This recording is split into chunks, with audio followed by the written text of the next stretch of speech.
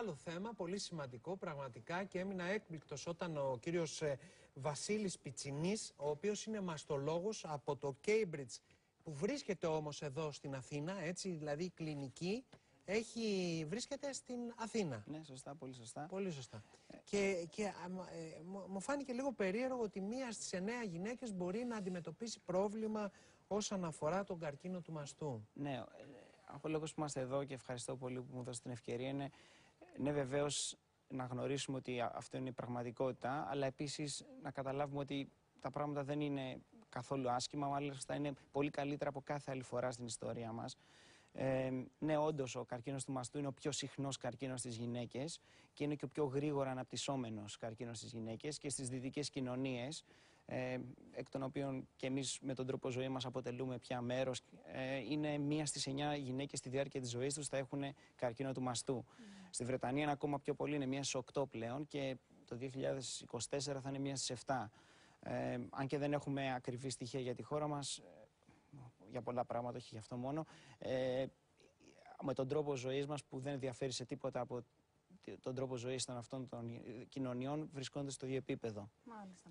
Και επειδή θέλουμε να περνάμε τα ελπιδοφόρα μηνύματα, και είστε εδώ γι' αυτό ακριβώς το λόγο, θέλω να ρωτήσω τι έχει αλλάξει ακριβώς την αντιμετώπιση του καρκίνου του μαστού τα τελευταία χρόνια στην Ευρώπη. Ναι. Αυτό που έχει αλλάξει είναι ότι από τη δεκαετία του 90 υπήρξε ένα παράδοξο. Αν και τα κρούσματα αυξάνονταν ραγδαία, οι άνθρωποι που πέθαιναν από καρκίνο του μαστού μένανε σε ίδιο αριθμό ή λιγόστευαν. Και αυτό είναι γιατί στις περισσότερες μεγάλες δυτικές βιομηχανικές δυνάμεις δημιουργήθηκαν από το κράτος πιστοποιημένες μονάδες μαστού, στις οποίες οι γυναίκες πηγαίναν και βλέπανε μια ομάδα γιατρών που ξέραν πολλά πράγματα, από έναν γιατρό σε ένα νοσοκομείο που ξέρε μερικά πράγματα.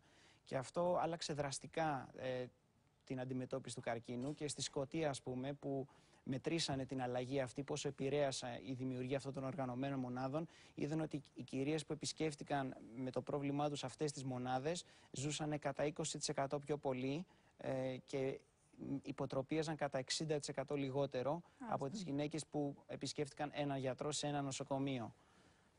Άρα ήταν άριστη η αντιμετώπιση. Ναι, πολλά πράγματα, πολλά μικρά πράγματα κάνανε μια μεγάλη αλλαγή. Μάλιστα. Αυτό, εκεί θέλουμε να σταθούμε, στην αλλαγή. Άρα θέλω να μου πείτε ποιοι μύθοι έχουν καταρριφθεί τα τελευταία χρόνια, αλλά και ποιοι παραμένουν ακόμα στη συνείδηση του κόσμου. Γιατί υπάρχουν ακόμα κάποια στερεότυπα τα οποία θεωρεί ο κόσμος και οι γυναίκες δεδομένα. Ναι, βεβαίως.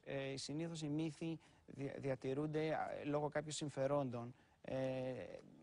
Δυστυχώς στη χώρα μας δεν είχαμε ένα ενιαίο δωρεάν στην πηγή του Εθνικό Σύστημα Υγείας, το οποίο να είναι πιστοποιημένο σε επίπεδο που να προσφέρει τις ίδιες υπηρεσίες από άκρη σε άκρη στη χώρα.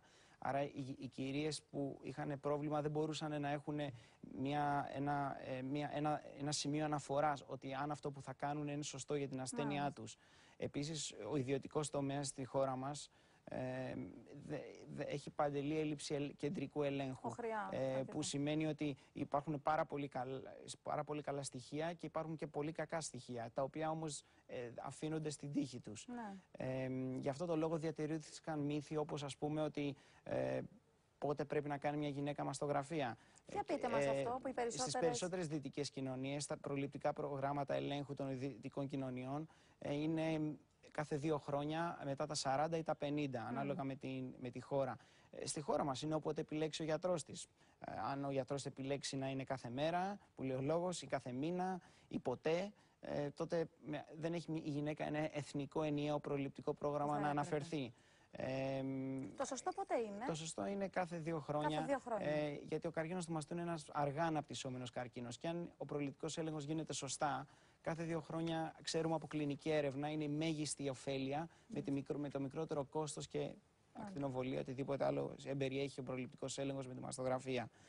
Επίσης, άλλος μύθος είναι ότι οι γυναίκες που θεραπεύονται χειρουργικά για τον καρκίνο του μαστού, όλες πρέπει να τους κόψουμε το στήθος, να ακροτεριαστούν, ή πρέπει να αφαιρέσουμε μια μπάλα από το στήθος.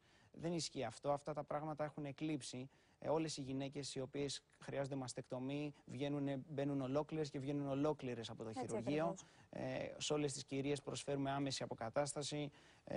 Όταν δεν χρειάζεται να κάνουμε μαστεκτομή και αφαιρέσουμε ένα κομμάτι από το στήθος, τότε αφήνουμε πίσω με ειδικές τεχνικές ένα ωραίο, συμμετρικό, στήθος μερικές φορές ωραιότερο και από αυτό που είχε πριν μια κυρία.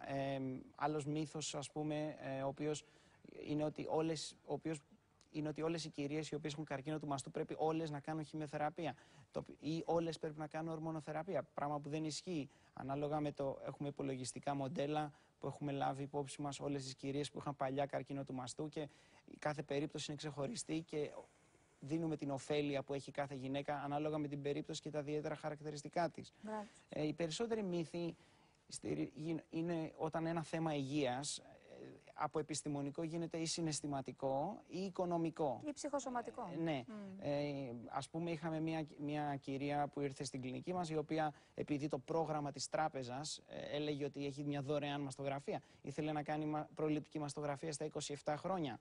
Που η μαστογραφία κάτω από τα 30 έχει ελάχιστη αν και καθόλου ευαισθησία και ήθελε να πάρει αυτή την ακτινοβολία χωρίς καμία ωφέλεια επειδή το θέμα ήταν οικονομικό, είχε αυτό το πρόγραμμα που έπρεπε να το χρησιμοποιήσει. Και γενικά αυτό είναι το... Πάντως αυτό που διαπιστώνω, κύριε Πιτσινή, από τη συζήτηση την οποία έχουμε, όπου αναλυτικά έτσι, και διευρυμένα μας ανακοινώσατε το θέμα του καρκίνου του μαστού, βλέπω ότι δεν πρέπει να ζηλεύουν οι Ελληνίδες τις Ευρωπαίες που σκέφτονται ότι να πάνε στο εξωτερικό, οτιδήποτε. Δηλαδή με την όλη διαδικασία αυτή που μας αναφέρατε, πιστεύω ότι έχουν τις δυνατότητες οι Ελληνίδες να έχουν και αυτές άριστες έτσι... Ναι, όπως όλα τα πράγματα στη χώρα μας, υπάρχουν πολύ καλά πράγματα στη χώρα μας. Το θέμα είναι ότι δεν προσφέρονται στο πιάτο και δεν προσφέρονται στην πηγή τους σε όλους, ανεξαρτήτως όπου βρίσκονται. Και καμιά φορά οι συμπατριώτες μας πρέπει να ψάξουν για το καλό και να το συγκρίνουν και να πιεστούν να το βρούνε. Υπάρχει το καλό πράγμα στη χώρα μας, υπάρχει καλή επιστήμη, αλλά πρέπει να ψάξουν γι' αυτό σε σχέση με τις άλλες συμπολίτησές τους Ευρωπαίες, τις οποίες δυστυχώς ή ευτυχώς το κράτος το προσφέρει σε όλες, σε ένα επίπεδο τουλάχιστον. Και είναι πολύ ευχάριστο που στην Ελλάδα έχουμε επιστήμονες σαν και εσάς, που έχουν εντρυφήσει σε τόσο σοβαρά θέματα, αλλά αποτελεσματικά και αισιόδοξα και θετικά. Και νομίζω ότι σας ευχαριστούμε πολύ για την ανάλυση, γιατί είναι πραγματικά ένα θέμα που αφορά, όπως είπατε, ένα πολύ μεγάλο μερίδιο γυναικών. Αλλά είναι αντιμετωπίσιμο και αυτό είναι το θετικό. Ευχαριστούμε πάρα πολύ. Εγώ ευχαριστώ. Λοιπόν,